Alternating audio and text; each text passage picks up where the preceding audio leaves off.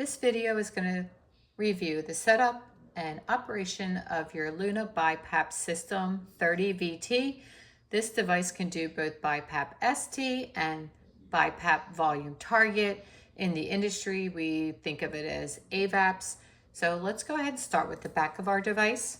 First, let's take a look at right here. This is your air inlet filter. You always want to make sure that it is not blocked by anything.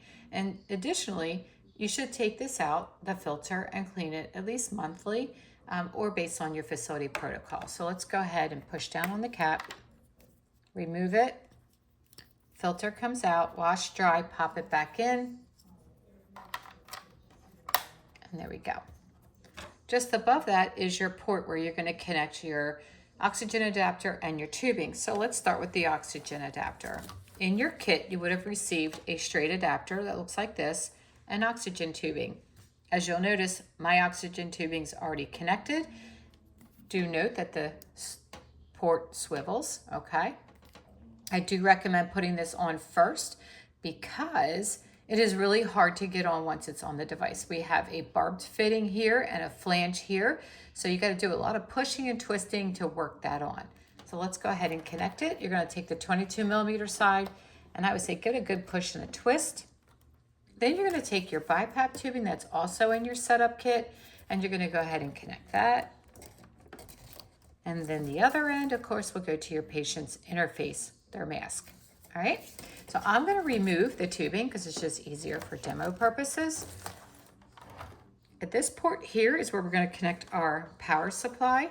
So I'm going to take this end, connect it into here. Actually, we push it all the way in. Once you have it connected to AC power and this is connected, the on-off switch at the top will light up. So let's go ahead and move to the front. This is your humidifier chamber. If you're going to add humidification, just open the chamber, pour water in, don't go above the max line, snap it back into place.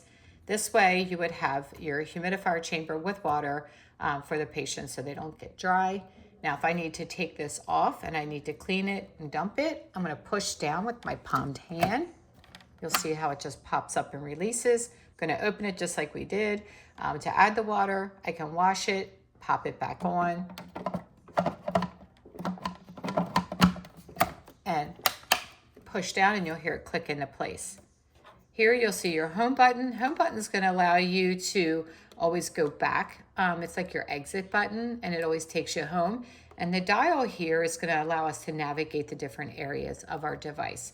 So I'm already plugged in. I'm not running, but if I push the home button, the screen illuminates. So let's go ahead and get it nice and close. All right, so here we can see we have, this is the patient screen as we look across the top. Now your device should come pre-programmed for your resident so that you don't have to make any setting changes. But let's just talk about what would happen if the practitioner comes in and says, hey, I would like to change the pressure or I'd like to change the volume. But we can do that easily by turning the dial to settings, because right now we're in the patient screen and you cannot make setting changes.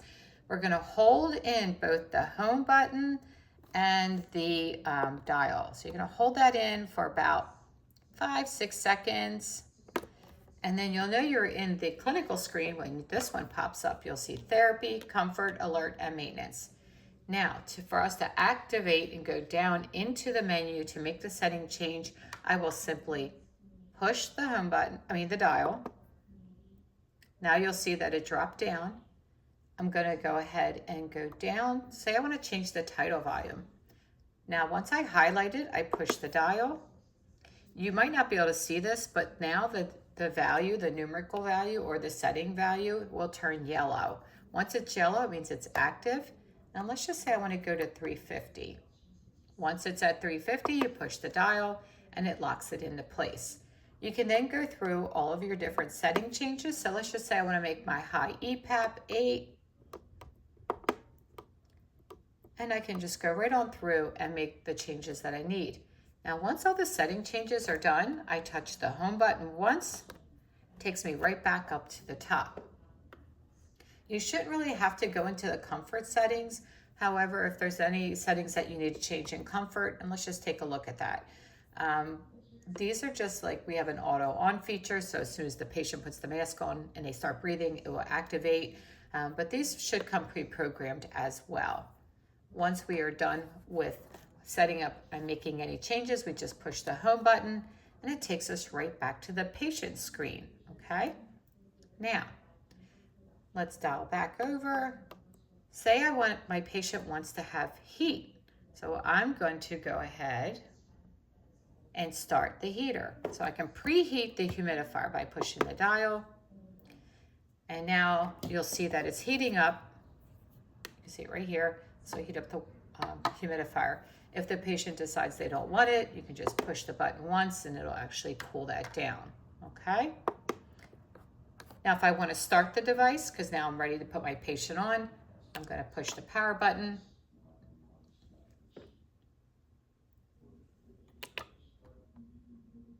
And you'll see it says it's starting. And you'll get your numerical values up here.